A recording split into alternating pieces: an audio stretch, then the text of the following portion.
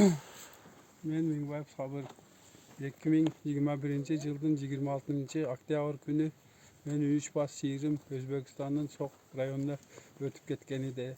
Ана өтүп кеткенден кийин ошо Баткен районунун ички иштер органдары неме кылып иштеп, таап кайтарып алып келип беришти. Бардыгыга рахмат, иштериге ийгилик, жакшы кызматтарды кыла берсин.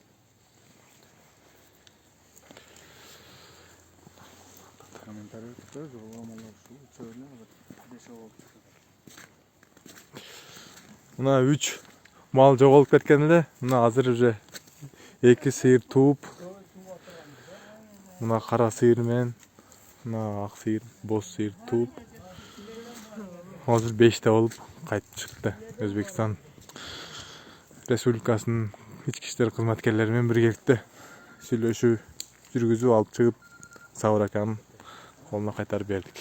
Сабыр ака, ыраазысызбы? Ыраазымын, бардыгыңарга рахмат.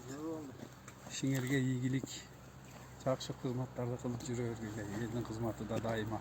Рахмат бардыгыңарга.